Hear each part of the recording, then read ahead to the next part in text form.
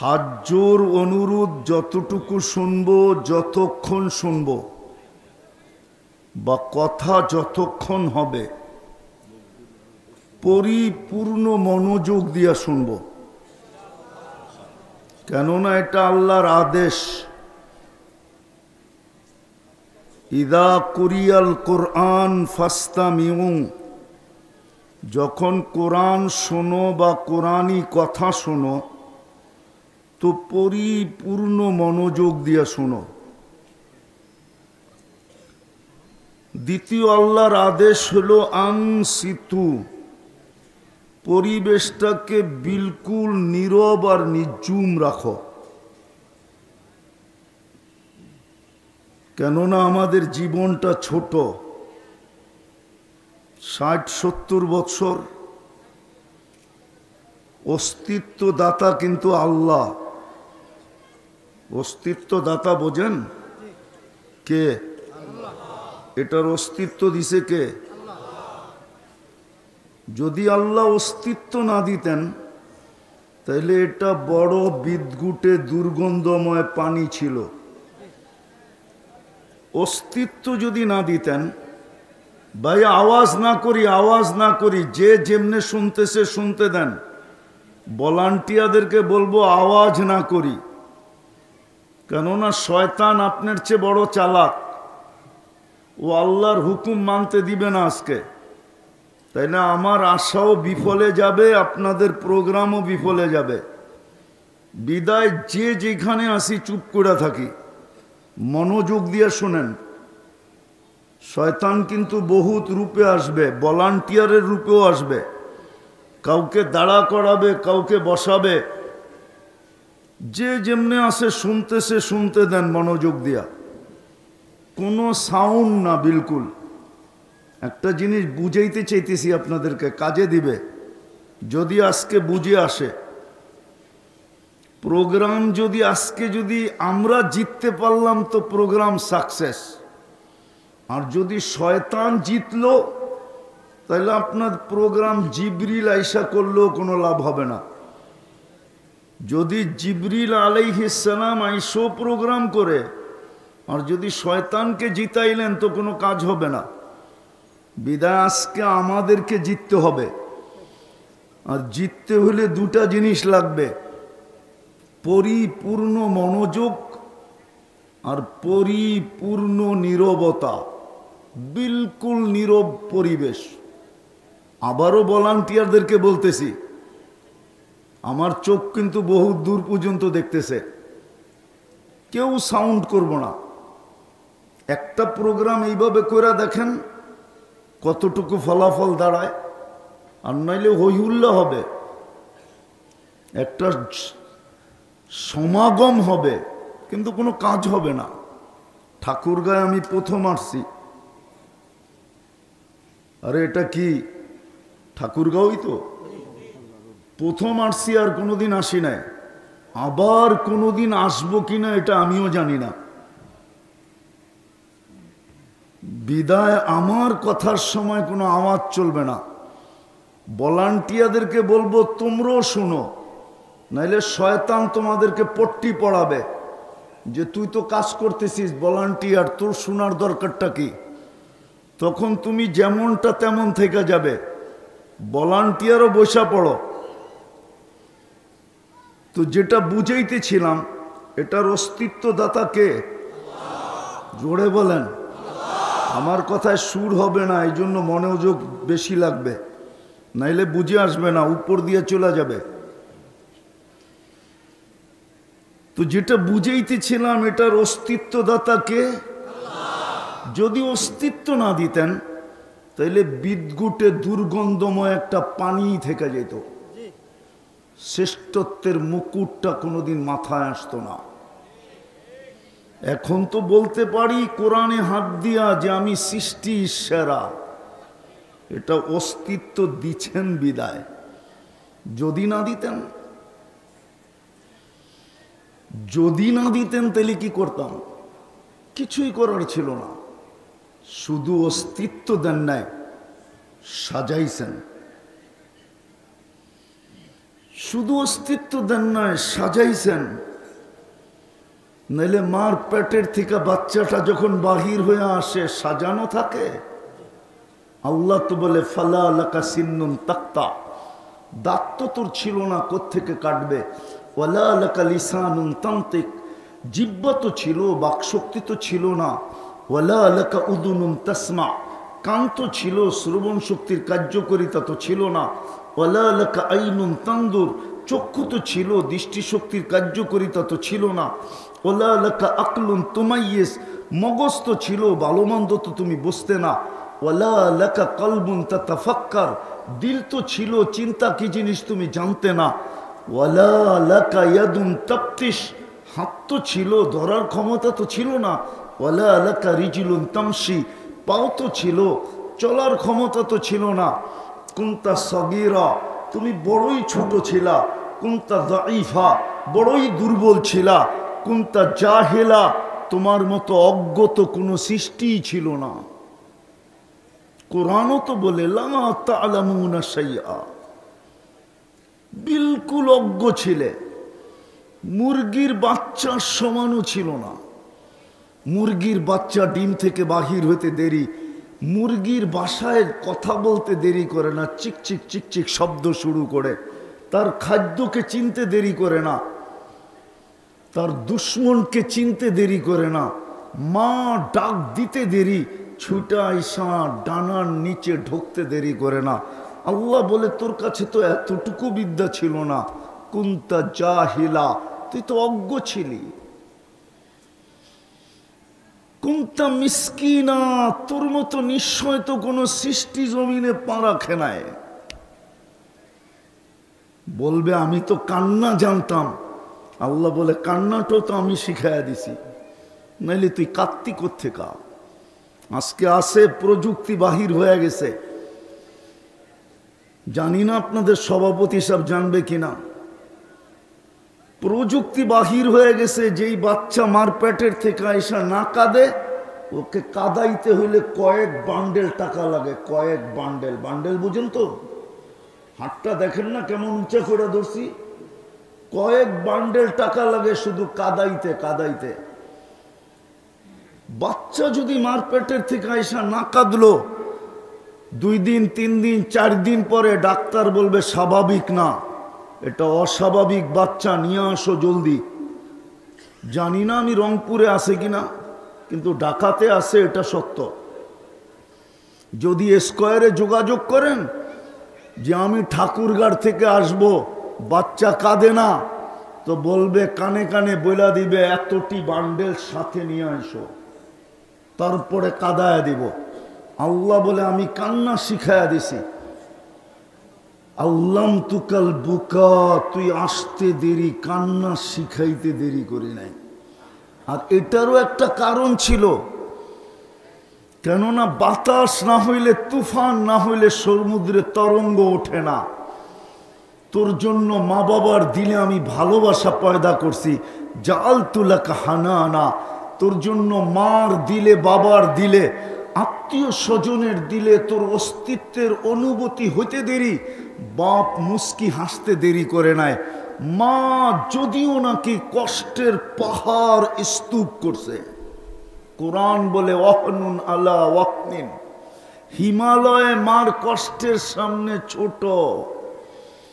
আসে আপনাদের এখানে শীতের কালে মনে হয় হিমালয় দেখতে আসে, ঠিক না? আসে না? হিমালয়ের কষ্ট মার কষ্টের সামনে ছোট। কোরআন বলে, কোরআন ওয়াহনুন আলা ওয়াহনিন,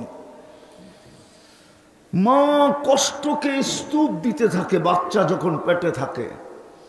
10 মাসের কষ্ট হিমালয়কে পার করে চলে যায়।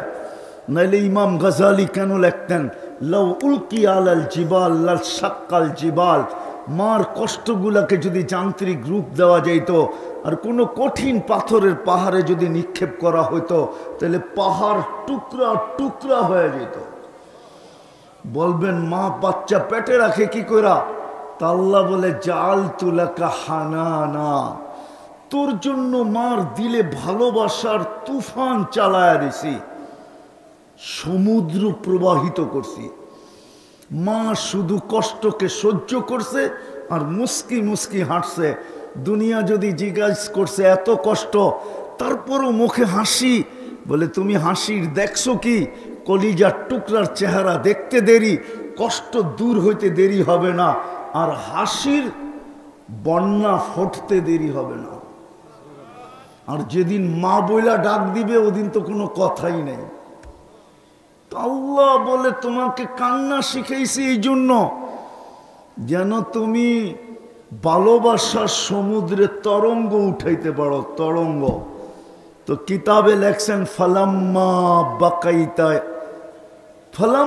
বাকাইতা সা ইলাইকা জামিয়া, তুই কান্নার সুর তুলতে দেরি, আমি সবাইকে তোর দিকে দৌড়াইয়া দিতে দেরি করি নাই। মা দৌড়াইতেছে, বাবা দৌড়াইতেছে, আরে সবার কথা তো বাদেই দেন। হাসান হোসাইন যখন কাঁদতো আর আল্লাহর রসুলের কানে যে পড়তো, তো আল্লাহর রসুল ছুটে আসতেন। আয়েশা কলিজার টুকরাকে দুই হাতে নিয়া বলতো, ফাতেমা হাসান হোসাইনকে কাঁদাইস না। হাসান হোসাইনের কান্নার আওয়াজ শুনতে দেরি, আমার কলিজার ভিতরে ভালোবাসার ঢেউ উঠতে দেরি করে না, আমি নিজেকে ধরে রাখতে পারি না। চিনেন মোহাম্মদুর রসুল্লাহ? আরে চিনেন? কে? চিনেন? হ্যাঁ, সবাই মনে হয় চিনে না, ঠিক না? চিনেন? কে কে চিনেন দেখি? নামান নামান নামান। চিনেন না? চিনতেন যদি তাহলে যুবক চুল এরকম কাটতো না। উম্মতে মুহাম্মদী হওয়ার পরে আমাদের রূপরেখা এমন হতো না। চিনি না, শুধু নামটা জানি, এইটাই নামটাই চিনি, আসলে চিনি না। হায় হায় হায় হায় হায়। একটা শান শুনামু আপনাদেরকে, শানে রেসালাত। ওলামা বলো ফেরেশতা কি দিয়া তৈরি? কি দিয়া? আরো জোরে বলেন। নূর দিয়া তৈরি, ঠিক না? হ্যাঁ। আল্লাহ কি? আল্লাহু নূরুস সামাওয়াতি ওয়াল আরদ। আল্লাহ কি? আলোই আলো, ঠিক না?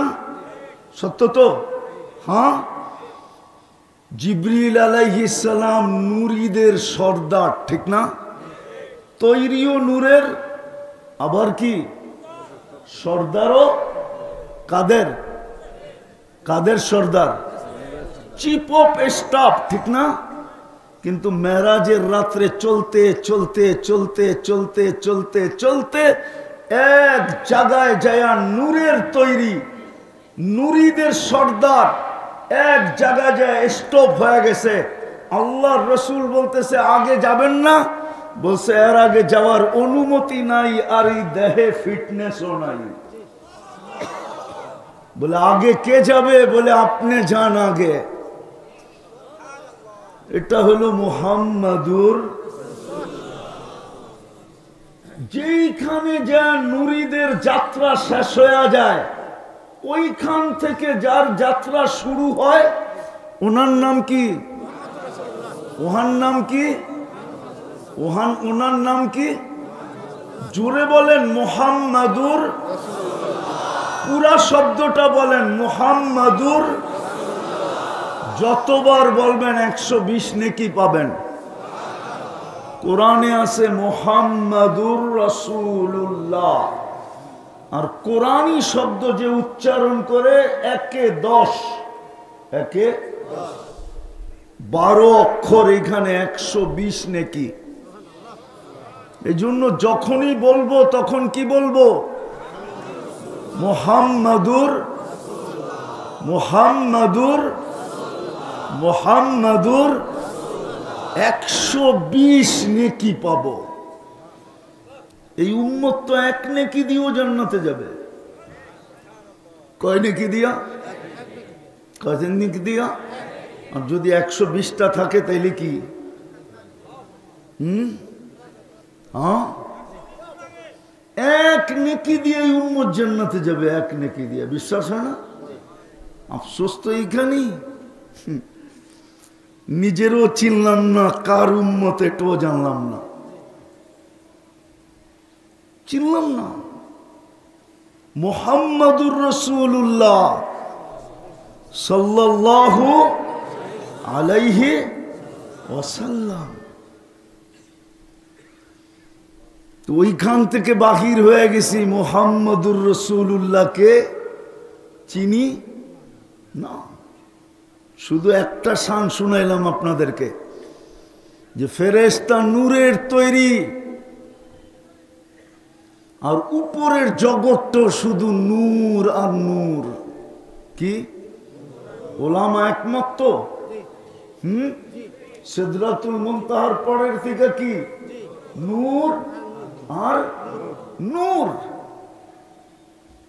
কিন্তু নুরীদের সর্দার নূরের তৈরি, উনি জ্যেষ্ঠ। বলে আপনি আগে যান। আর কতটুকু আগে গেছে? ফাকাবা কাউসাইনি আও আদনা সুম্মা দানা ফাতাদাল্লা ফাআওহা ইলা আবদিহি মা আওহা। এই দুই চেয়ারের ভিতরে দূরত্ব আছে, এতটুকু দূরত্ব ছিল না। পাশে যায় বসছে, পাশে। অথচ নূরের তৈরি, নুরীদের সর্দার অনেক আগে আউট, অনেক আগে। উনি হইলেন মুহাম্মাদুর রাসূলুল্লাহ। এই জন্যই তো আমি বলি, সমগ্র জগতের সৃষ্টির আগে যদি দেখি তো আল্লাহর সামনে বসা। কোথায়? মনে হয় ওলামা মানবে না, ঠাকুরগার ওলামা মানতে চাবে না, তোলাবারও মানতে চাবে না, কিন্তু দিতেছি দলিল। সমগ্র সৃষ্টির আগে যদি দেখি তো কোথায় বসা? আরে বলেন না, আল্লাহর সামনে বসা। আর সৃষ্টির পরে যদি তাকাই তো দেখি আল্লাহর পাশে বসা। উনি হইলেন মুহাম্মাদুর। সমগ্র সৃষ্টির আগে 1000 বৎসর আগে আল্লাহ দুইটা কোরআনের সূরাকে তেলাওয়াত করছেন। একটা হলো ইয়াসিন, আর একটা হলো তাহা। এই দুটোটাই আমাদের নবীজির নাম আল্লাহ রাখছেন। 10টা নামের ভিতরে এই দুইটা নামও রাখছেন, ইয়াসিন, তাহা। আল্লাহ ইয়াসিন তেলাওয়াত করছেন। তেলাওয়াতের ভিতরে আল্লাহ বলতেছেন, ডাক দিছেন ইয়াসিন, বন্ধু ইয়াসিন। তারপরে আল্লাহ কসম খাইছেন কোরআনিল হাকিম।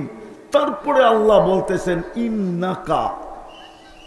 আরবি গবর, আরবি গ্রামার বলে, আরবি গ্রামার, আরবি গ্রামার বলে, আস্তে আরবি গ্রামার বলে, আরবি গ্রামার, আরবি গ্রামার বলে ইন্নাকা ওই ব্যক্তিকে বলা চলে যে সামনে উপস্থিত। সামনে কি? সামনে উপস্থিত। একে ইন্নাকা বলা যায়, আর নাইলে ইন্নাকা বলা যায় না, ইন্নাহু বলতে হতো। কিন্তু আল্লাহ বলতেছে ইন্নাকা লামিনাল মুরসালিন, বন্ধু আপনি নবী হিসাবে প্রেরিত। এই জন্য আমি বলতেছি, সৃষ্টির আগে, সমগ্র সৃষ্টির আগে যদি তাকাই তাইলে দেখি আল্লাহর সামনে বসা। আর যদি ওনার অস্তিত্বের পরে দেখি তো দেখি আল্লাহর পাশে বসা। উনি হলেন মুহাম্মাদুর, উনি হলেন মুহাম্মাদুর রাসূলুল্লাহ। মুহাম্মাদুর, একটা কথা আপনাদেরকে বলি, কান খুলে শোনেন, কিন্তু কথা কিন্তু এইখান থেকে আসে না, কথা ওইখান থেকে আসে। আমি আপনাদের ঠাকুরগার আসার লোক না, আপনারা আমার ব্যাকগ্রাউন্ড জানেন না। আমি আপনাদের ঠাকুরগায় আসা লোক না, আমি যমুনার এই পারের আসারই লোক না। কথা কিন্তু এইখান থেকে আসে না, ওইখান থেকে আসে। বিদায় ভালো মতে বোঝেন, রাগ হয়েন না, পায়ে হাত রাখি। আমি ঠাকুরগার আসার পাবলিক না। আপনাকে আমাকে বক্তা হিসাবে অন্যের মতো ওয়েট করবেন না, ভুল হবে আপনার ওয়েট। আমি এই অঞ্চলে আসার লোক না। আমার জন্য সারা দুনিয়া খোলা, ওপেন দুনিয়া আমার জন্য। আমি অহংকার করে বলতেছি না, 103টা দেশ দেখা শেষ, আমার 60টা মহাদেশ দেখা শেষ। আলহামদুলিল্লাহ সুম্মা আলহামদুলিল্লাহ। দুনিয়ার কোথাও যাইতে আমার টিকিট কাটতে হয়, বেশি কিছু করতে হয় না। বিদায় বারবার বলতেছি, উচ্ছৃঙ্খলা করবেন না। কেন হইতে পারে আজকের পরে আর আমি কোনোদিন আপনি আমাকে আনতে পারবেন না। হইতে পারে আমি বাইপাস হয়ে চলে আসছি আপনার এখানে।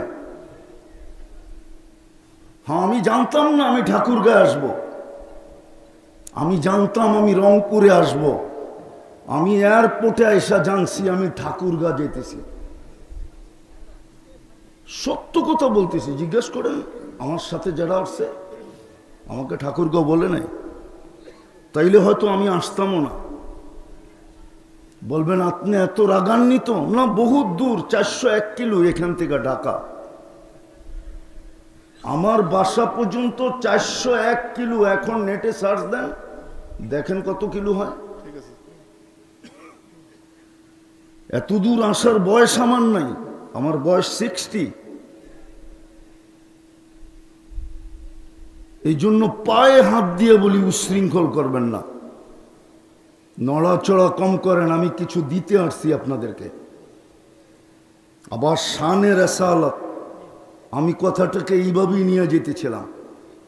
তো যেটা বলতেছিলাম, এটা অস্তিত্ব আল্লাহ দিছেন, এটাকে সাজাইছেন আল্লাহ। নাইলে অস্তিত্ব নিছিলাম আমি, চিত্র তুলা ধরছি কোরআন হাদিস থেকে, যে আপনি অস্তিত্ব নিছিলেন কতটুকু। এই ব্যক্তিত্বের বিকাশ ঘটাইল কে? কে ঘটাইল? আল্লাহই তো বলে, কিছু তো ছিল না। একটু আগেই তো শুনাইলাম, আল্লাহ বলে তুই তো নিশ্চয় ছিলি, কিছুই তো ছিল না, তোকে সাজাইল কে? এই জন্যই তো আরেক জায়গায় আল্লাহ বলেন, সাজায়া দিতে দেরি, তুই হারাইতে দেরি হইলি না, হারাইতে দেরি করলি না, তোকে সাজাইতে দেরি, তুই হারাইতে দেরি করলি না, হারায় গেলি। মান আরাদা আন্নি নাদাইতুহু মিন কারিব। আল্লাহ কাছের থেকে আইসা ডাকতে থাকে। যুবক যখন যৌবন পায় আল্লাহকে ভুলা যায়, নারী যখন নারীত্ব পায় আল্লাহকে ভুলা যায়, পুরুষ যখন পুরুষত্ব পায় আল্লাহকে ভুলা যায়, শিক্ষিত লোকগুলা যখন শিক্ষা পায় আল্লাহকে ভুলা যায়, দীক্ষিত লোকগুলা যখন দীক্ষা পায় আল্লাহকে ভুলা যায়, পদস্থ লোকগুলা যখন পদ পায় আল্লাহকে ভুলা যায়, নেতৃত্ব স্থানীয় লোকগুলা যখন নেতৃত্ব পায়া ভুলা যায়, আল্লাহকে যখন ভুলে, তো আল্লাহ কাছের থেকে আইসা ডাকতে থাকে। আল্লাহ কাছের থেকে আইসা ডাকতে থাকে। আল্লাহর জন্য এই শব্দ শোভনীয় না। যদি শোভনীয় হইতো তাহলে আমি বইলা দিতাম। আল্লাহ বড় আফসোসের সাথে বলে, আমা আতাইতু কাইনানে তানদুরু বিহা। দুটা চক্ষু কি আমি দেই নাই তুই দেখিস? আমা আতাইতুকা উদুনানে তাসমাউ বিহা। শ্রবণ শক্তি কি আমি দেই নাই যেটা দিয়ে তুই শুনিস? আমা আতাইতুকা লিসানান তানতিকু বি। বাক শক্তি কি আমি দেই নাই যেটা দিয়ে তুই বলিস? আমা আতাইতুকা আকলান তুমাইয়িসু বি। মগজ কি আমি দেই নাই যেটা দিয়ে, ব্রেন কি আমি দেই নাই যেটা দিয়ে তুই ভালো মন্দ বুঝিস? আমা আতাইতুকা কলবান তাতাফাক্কারু বি। দিল কি আমি দেই নাই যেটা দিয়ে তুই চিন্তার বোঝা উঠাস? আমা আতাইতুকা ইয়াদানে তাবতিশু বিহা। আমি কি দুইটা হাত সাজায়া দেই নাই যেটা দিয়ে তুই কর্ম করিস? আমা আতাইতুকা রিজলানে তামশি বিহা। আমি কি দুইটা পাও সাজায়া দেই নাই যেটা দিয়ে তুই চলিস? আমা কুনতা সাগীরা ফাআল কাব্বারতুক। তুই তো ছোট ছিলি, বড় তো আমি করলাম। আমা কুনতা দাঈফা ফাকাওয়াইতুক। তুই তো দুর্বল ছিলি, সুঠামত্ব তো আমি দিলাম। আমা কুনতা জাহিলা। তুই কি মার পেটের থেকে অজ্ঞ আসিস নাই? শিক্ষা কি আমি তোকে দেই নাই? বলুক দুনিয়ার শিক্ষিত মানুষগুলা, ও সৃষ্টির সেরা মানুষগুলা বলুক না, নারী বলুক পুরুষ বলুক, আল্লাহ যদি মানুষের ভিতর থেকে শিক্ষা বিলুপ্ত করে দেন, তাহলে মানুষের চেয়ে নিকৃষ্ট কোনো প্রাণী হবে না। বলুক আজকে আমার কথা যুক্তিসঙ্গত না অযৌক্তিক? যদি আল্লাহ আজকে মানুষের কাছ থেকে বিদ্যা বিলুপ্ত করে দেয়, তাহলে মানুষের চেয়ে নিকৃষ্ট কোনো প্রাণী হবে না। আল্লাহ বলে তোকে শিক্ষা তো আমি দিলাম, আমা কুনতা মিসকিনা, তুই কি মাস পেটের থেকে নিশ্চয় আসিস নাই, ফা আগনাইতুক, স্বয়ং সম্পূর্ণ আমি করলাম, ফা ইলা আইন, কই চললি? অস্তিত্ব দিলেন, সাজাইলেন, শুধু সাজায় ছেড়া দেন নাই, 24 ঘন্টা আমাদেরকে সার্ভিস দিতেছেন। সার্ভিস বোঝেন কি? সেবা দিতেছেন, সেবা। রাগ হয় না ঠাকুরগার মানুষ, যদি পানির দামে অক্সিজেন কিনতে হতো, পানির দামে ঠাকুরগাঁয়ে বিল্ডিং তো দূরের কথা, ঝুপড়িও হইতো না, ঝুপড়ি। প্রমাণ দিব আমি, প্রমাণ।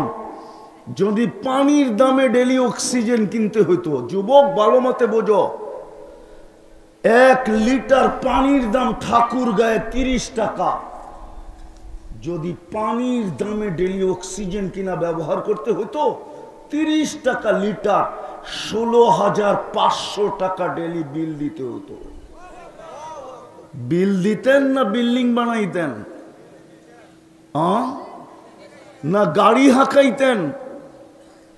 মাসে বিল আসতো 4,95,000 টাকা পার হেড, পার মাথা।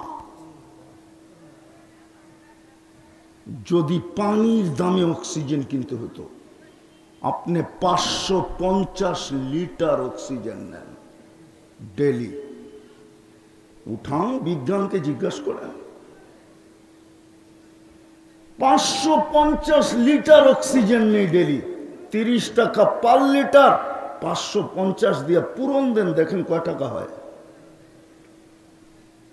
যদি শ্বাসের বিল নিতেন, সভাপতি সাহেব তো বড় পদস্থ মানুষ, ওনার সামনেই বলি, জানা থাকতে পারে, শুধু শ্বাসের বিলের দাম, শ্বাসের দাম, স্বাভাবিক শ্বাসের দাম, বাংলাদেশের প্রথম সারির শিল্পপতি 2020-এ বাংলাদেশের প্রত্যেকটা মানুষকে চোখে আঙ্গুল দিয়ে বুঝাইছিলেন। ওই কোম্পানির দোকান আপনাদের এখানে আছে, যমুনা কোম্পানি এখানে আছে, তার প্রসাধনী আপনাদের বাড়ি বাড়ি আছে। বলছিল স্বাভাবিক শ্বাস নিতে দাও, আমি এন্টার কোম্পানি তোমাদের নামে লেখা দিব। যেই যমুনা কোম্পানি কয়েক হাজার না লক্ষ কোটি টাকার সম্পত্তি হবে, পুরাটা লেখা দিব। চায়না ডাক্তারদেরকে বলছিল আমাকে শুধু স্বাভাবিক শ্বাস নিতে দাও, আমি ওনার নাম বলবো না, উনি হয়তো নাম চিনে যদি পত্রিকা পড়া থাকে, মিডিয়ায় আসছে। শ্বাসের বিল যদি আল্লাহ 1 পয়সা নিতেন, ঠাকুরগার মানুষ ডেলি 1600